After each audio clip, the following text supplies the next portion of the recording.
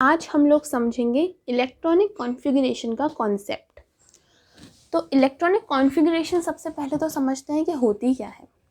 Electronic configuration का मतलब होता है कि हम लोग वेरियस शेल्स के अंदर, देखिए हम लोगों ने बात करी थी नील बोहर के एटॉमिक मॉडल की। तो नील बोहर ने क्या बोला था कि एक न्यूक्लियस होता है, उसके चारों ओर क्या प्रेजेंट होते हैं, ऑर्बिट्स या फिर शेल्स, या फिर आप उसे एनर्जी शेल्स भी बोल सकते हो, क्योंकि इनकी एनर्जी क्या होती है, फिक्स होती है।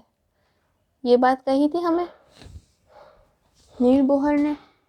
तो इन शेल्स के अंदर इलेक्ट्रॉन रिवॉल्व कर रहे हैं बेसिकली। तो हमें देखना है कि इन इलेक्ट्रॉन्स का डिस्ट्रीब्यूशन क्या होगा, यानी किस शेल के अंदर कितने इलेक्ट्रॉन्स प्रेजेंट होंगे, और इस डिस्ट्रीब्यूशन को ही हम लोग बोलते हैं इलेक्ट्रॉनिक कॉन्फ़िगरेशन।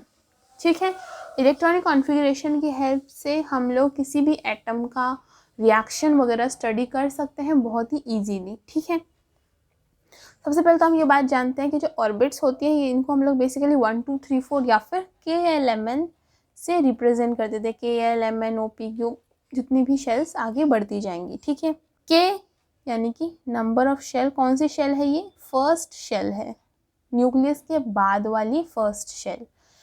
के की जो एनर्जी होगी वो सबसे कम होगी, लीस्ट एनर्जी होगी के की।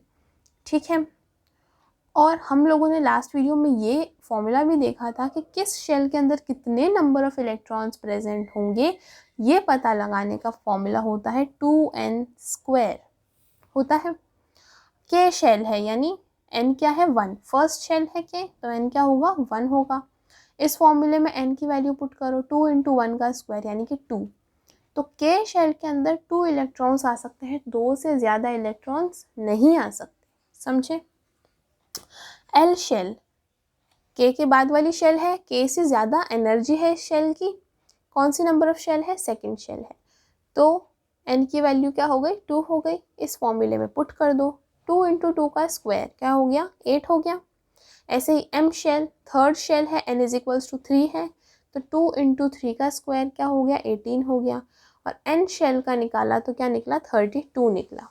यानी कि के शेल में 2 इलेक्ट्रॉन आ सकते हैं, एल शेल में 8 इलेक्ट्रॉन आ सकते हैं, एम शेल में 18 इलेक्ट्रॉन्स आ सकते हैं, और एन शेल के अंदर 32 इलेक्ट्रॉन्स आ सकते हैं। इसी तरह आगे बढ़ते जाएंगे तो n = 5, n = 6 पे भी आप लोग इलेक्ट्रॉन का नंबर फाइंड कर सकते हो। ठीक है, एक इम्पॉर्टेंट बात जो हमें जाननी सबसे ज़्यादा ज़रूरी है, क्या है वो बात, कि आउटर मोस्ट शेल जो भी होगा, सबसे पहले तो आउटर मोस्ट शेल क्या होता है, कोई भी आपके पास में एटम है उसका आउटर मोस्ट शेल वो शेल होगा जिसमें लास्ट इलेक्ट्रॉन प्रेजेंट होगा बेसिकली, उसे हम लोग आउटर मोस्ट शेल कह सकते हैं।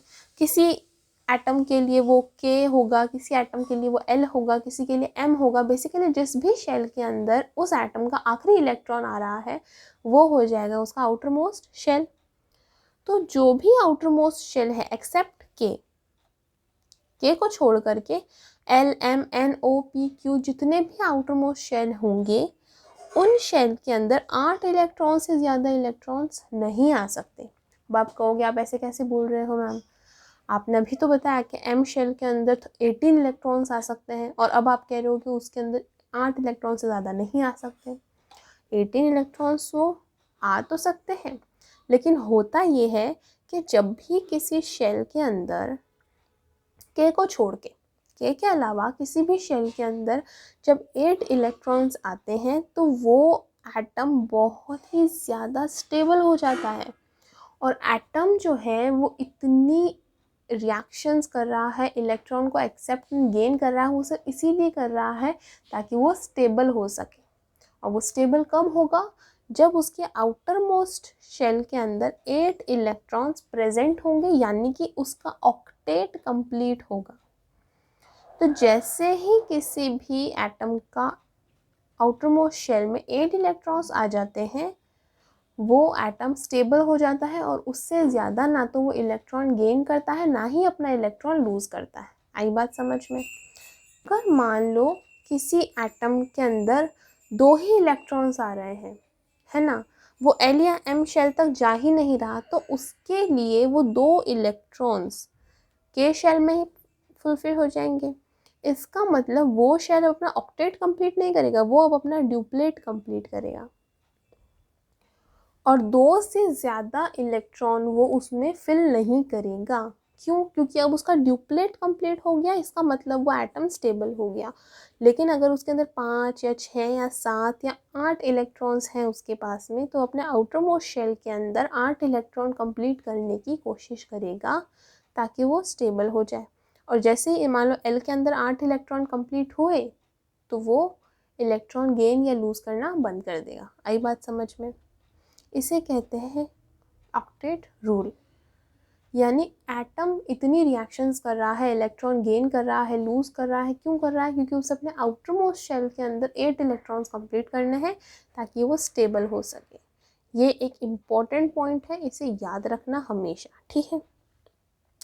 तो हम लोग क्या करते हैं, हम लोग कुछ एलिमेंट्स की इलेक्ट्रॉनिक कॉन्फ़िगरेशन लिखते हैं।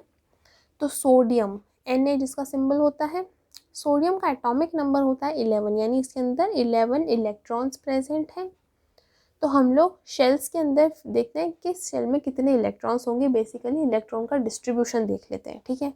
11 इलेक्ट्रॉन्स है। के अंदर कितने आते हैं? ज़्यादा से ज़्यादा 2, तो 2 ही फिल करने हैं, 2, ठीक है। के में 2 इलेक्ट्रॉन्स आ गए, कितने बच गए? 11 में से 2 गया, 9 बचे इलेक्ट्रॉन्स, ठीक है। एल शेल के अंदर कितने आते हैं? 8 इलेक्ट्रॉन्स आते हैं, तो 8 इसमें फिल हो गए, ठीक है। अब बचा 1 इलेक्ट्रॉन पीछे, तो वो चला जाएगा एम के अंदर। आई बात समझ में? अच्छा, अब एक थोड़ा ज़्यादा एटॉमिक नंबर देख लेते हैं। ऐसा एलिमेंट देखते हैं जिसका एटॉमिक नंबर ज़्यादा हो, यानी कि पोटेशियम देख लेते हैं। पोटेशियम का एटॉमिक नंबर होता है 19, ठीक है, यानी इसमें 19 इलेक्ट्रॉन्स प्रेजेंट है। के में इसका फिलिंग करेंगे तो के में कितने इलेक्ट्रॉन्स आते हैं? 2 ही आते हैं, तो 2 बर 2, ठीक है। एल में कितने आते हैं? एल में 8 ही आते हैं, तो 8 बर 2 कितने हो गए? 10 हो गए। 19 में से 10 गए, पीछे बचे 9 इलेक्ट्रॉन्स। एम के अंदर कितने इलेक्ट्रॉन्स आ सकते हैं? 18 सकते हैं, लेकिन मैंने अभी क्या बताया कि आउटर मोस्ट शेल के अंदर वो हमेशा 8 ही इलेक्ट्रॉन्स फिल करता है। इसका मतलब यह है कि वो हर शेल के अंदर के को छोड़ के हर शेल के अंदर 8 इलेक्ट्रॉन्स ही फिल करता जाएगा। अभी इसके पास टोटल 9 इलेक्ट्रॉन्स पड़े हैं, लेकिन एम के अंदर ये 9 के 9 इलेक्ट्रॉन फिल नहीं करेगा। एम के अंदर ये सिर्फ 8 इलेक्ट्रॉन्स को फिल करेगा ताकि स्टेबिलिटी मेंटेन रहे। पीछे बचा 1 इलेक्ट्रॉन, ये डाल देगा एन के अंदर। आई बात समझ में? किस तरह से इलेक्ट्रॉनिक कॉन्फ़िगरेशन लिखी? तो इसी तरह से आप लोग और भी एलिमेंट्स की इलेक्ट्रॉनिक कॉन्फ़िगरेशन प्रैक्टिस कर सकते हो। वीडियो अच्छा लगा हो तो लाइक करना, चैनल को सब्सक्राइब करना। Thank you so much.